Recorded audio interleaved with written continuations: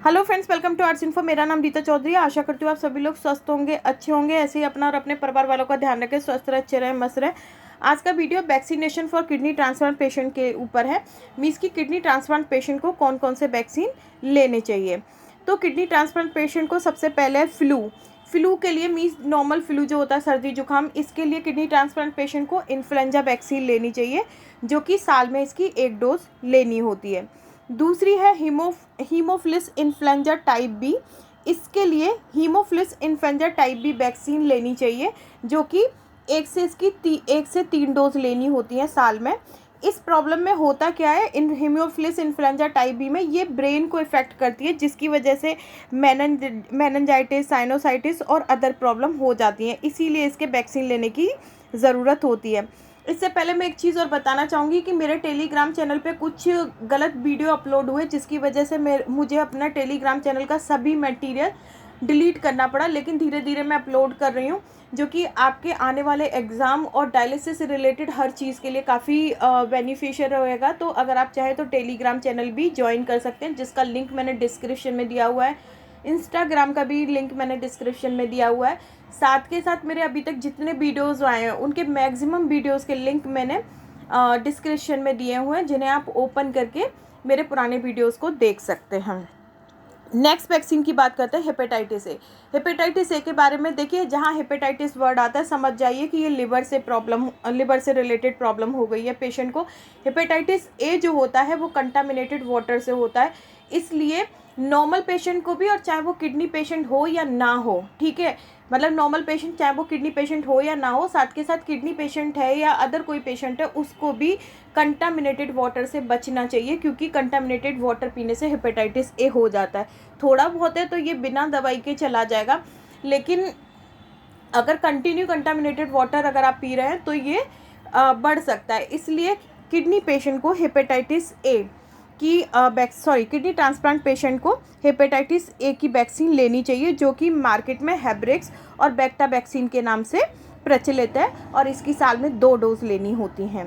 Hepatitis B की बात करते हैं। हेपेटाइटिस बी आपको सभी को पता होगा कि ये भी लिवर से रिलेटेड प्रॉब्लम है, और ये फ्लूइड प्लस ब्लड, मीन्स कि चाहे आप जिस पेशेंट को भी हेपेटाइटिस बी है, उसके चाहे तो आप पसीने के संपर्क में आ जाएं, चाहे आप उसके सलाइवा के संपर्क में आ जाएं, चाहे आप उसके ब्लड के संपर्क में आ जाते हैं।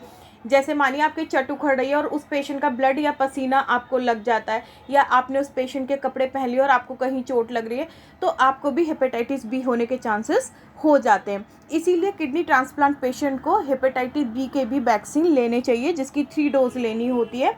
मार्केट में ये एंथ्रेक्स और रिकॉम्बीवैक्स वैक्सीन के नाम से प्रचलित है। इन्हीं वैक्सीन को लेना होता है। बात करते हैं टेटेनस, डिप्थीरिया, एस्युलर पर्ट्यूसिस, जिसे हुपिंग कफ भी बोलते हैं।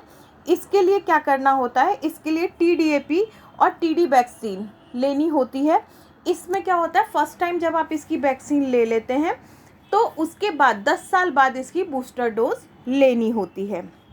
नेक्स्ट बात करते हैं human papilloma virus. Human papilloma virus के लिए आपको HPV vaccine, means human papilloma virus vaccine लेनी होती है। इसकी 3 डोज लेनी होती हैं, जिसकी फीमेल की एज 26 साल से ऊपर नहीं होनी चाहिए, और मेल की एज जो है 21 साल से ऊपर नहीं होनी चाहिए। इससे पहले सभी को ये डोज लेनी होती है। और इसकी वजह से, जो ह्यूमन पेपिलोमा वायरस की वजह से क्या हो जाता है, बुल्बर कैंसर हो जाता है, और ऑरोफैरिंजियल कैंसर हो जाता है, सर्वाइकल कैंसर भी हो जाता है, एनल कैंसर, जेनाइटल वार्ड्स और पेनली कैंसर हो जाता है। इसलिए ये वैक्सीन HPV वैक्सीन ले लेनी चाहिए।